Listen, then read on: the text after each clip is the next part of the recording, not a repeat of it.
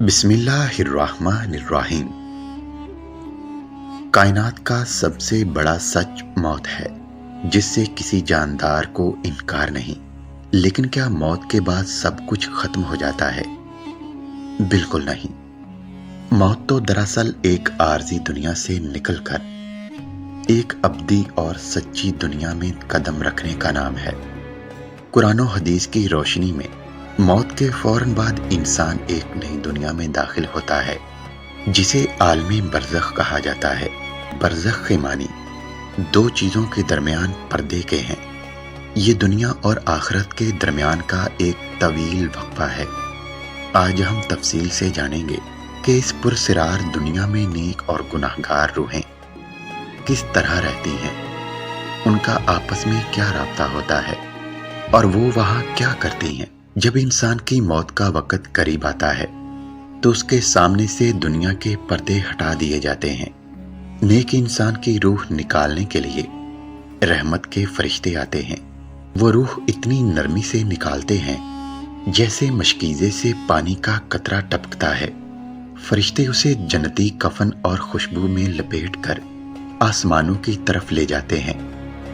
ہر آسمان کے فرشتے اس روح کا استقبال کرتے ہیں، یہاں تک کہ اسے علیین نیک لوگوں کے اعمال نامے رکھنے کی جگہ میں لکھ دیا جاتا ہے۔ اس کے برعکس گناہگار یا کافر انسان کی روح ملک الموت انتہائی سختی سے کھینچتے ہیں۔ اس سے سخت بدبو آ رہی ہوتی ہے۔ اسے آسمانوں پر لے جایا جاتا ہے تو آسمان کے دروازے اس کے لیے نہیں کھولے جاتے۔ پھر اس کا نام سجین، برے لوگوں کا ٹھکانہ میں لکھ دیا جاتا ہے۔ روح کو واپس اس کے دنیاوی جسم کی طرف لوٹایا جاتا ہے۔ جب لوگ دفنا کر واپس جا رہے ہوتے ہیں تو روح ان کے جوتوں کی آہٹ تک سن رہی ہوتی ہے۔ اس کے بعد قبر میں فرشتے منکر اور نکیر آتے ہیں۔ وہ انسان کو بٹھا کر 3 سوال کرتے ہیں: تیرا رب کون ہے؟ تیرا دین کیا ہے؟ حضرت محمد صلی اللہ علیہ وآلہ وسلم کی طرف اشارہ کر کے پوچھا جاتا ہے کہ ان کے بارے میں تم کیا کہتے ہو؟ مومن بندہ اس کے درست جوابات دیتا ہے، جس کے بعد اس کی قبر کو حد نگاہ تک وسیع کر دیا جاتا ہے۔ جنت کی کھڑکی کھول دی جاتی ہے اور برزخ میں اس کا بہترین وقت شروع ہو جاتا ہے، جبکہ گناہگار جواب نہیں دے پاتا اور اس کی قبر تنگ کر دی جاتی ہے اور جہنم کا رخ کر دیا جاتا ہے۔ اب سوال یہ پیدا ہوتا ہے کہ اس طویل عرصے میں روحیں وہاں کرتی کیا ہیں؟ احادیث مبارک کے مطابق روحوں کی حالت ان کے اعمال کے حساب سے مختلف ہوتی ہیں۔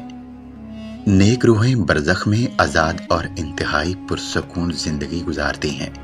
پرندوں کی شکل میں سیر، شہداء اور بعض نیک مومن کی روحیں سبز رنگ کے پرندوں کے قلم میں ڈال دی جاتی ہیں اور جنت کے درختوں کے پھل کھاتی ہیں۔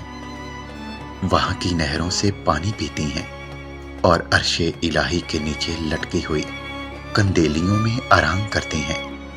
برزخ میں نیک روحیں تنہا نہیں ہوتی، وہ ایک دوسرے سے ملتی ہیں، بیٹھ کر باتیں کرتی ہیں۔ جب دنیا سے کوئی نئی نیک روح وہاں پہنچتی ہے تو پرانی روحیں اس کے گرد ایسے جمع ہوتی ہیں جیسے دنیا میں کسی مسافر کے گھر لوٹنے پر رشتہ دار جمع ہوتے ہیں۔ وہ اس نئی آنے والی روح سے دنیا میں جو موجود اپنے پیاروں کا حال احوال پوچھتی ہیں۔ فلاں کا کیا حال ہے؟ فلاں کی زندگی کیسے گزر رہی ہے؟ دنیا میں موجود زندگی کے اعمال، خصوصاً ان کی اولاد کے نیک اعمال، ہر جمعہ کو برزخ میں ان کے محروم والدین کے سامنے پیش کیے جاتے ہیں۔ اولاد کی نیکیاں دیکھ کر روحیں خوش ہوتی ہیں، اور اگر کوئی برائی دیکھیں تو اللہ سے اس کی ہدایت کی دعا کرتی ہیں۔ برزخ جہاں نیک لوگوں کے لیے آرام گاہ ہے، وہاں گناہگاروں کے لیے ایک سزا کا گھر بھی ہے۔ آپ صلی اللہ علیہ وآلہ وسلم نے معراج کے واقعے میں دیکھا کہ کچھ روحوں کو ان کے گناہ جیسے سود کھانا، جھوٹ بولنا، نماز میں سستی کرنا، زنا کرنے کی وجہ سے مختلف سزائیں دی جا رہی ہیں۔ اور یہ سلسلہ قیامت تک جاری رہے گا۔ گناہگار روحیں قیدی ہوتی ہیں اور وہ آپس میں ملنے یا سیر کرنے کی آزادی نہیں رکھتی۔ یہ ایک بہت عام غلط فہمی ہے کہ روحیں دنیا میں بھٹکتی ہیں یا اپنے گھروں کا چکر لگاتی ہیں۔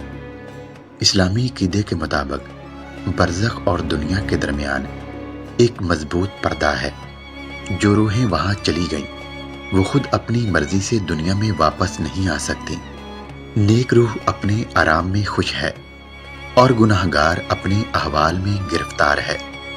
تاہمیں اللہ پاک خوابوں کے ذریعے مردوں اور زندوں کا رابطہ کروا دیتا ہے، جسے سچے خواب کہا جاتا ہے۔ عالم برزخ وہ منزل ہے جس سے ہم سب میں سے ہر ایک کو گزرنا ہے۔ یہ ایک ایسا سفر ہے جہاں ہمارے مال، دولت، گاڑی یا بنگلے کام نہیں آئیں گے، بلکہ صرف ہمارا ایمان اور ہمارے نیک اعمال ہمارے ساتھ ہی ہوں گے۔ اللہ پاک سے دعا ہے کہ وہ ہمارے تمام گناہوں سے درگزر فرمائے، ہماری قبر کو روشن کر دے اور عالم برزخ کے اس طویل سفر کو ہمارے لیے آسان اور پرسکون بنائے۔ آمین۔ اگر ویڈیو پسند آئی تو چینل کو سبسکرائب کریں اور ویڈیو کو لائک اور شیئر ضرور کریں۔ شکریہ۔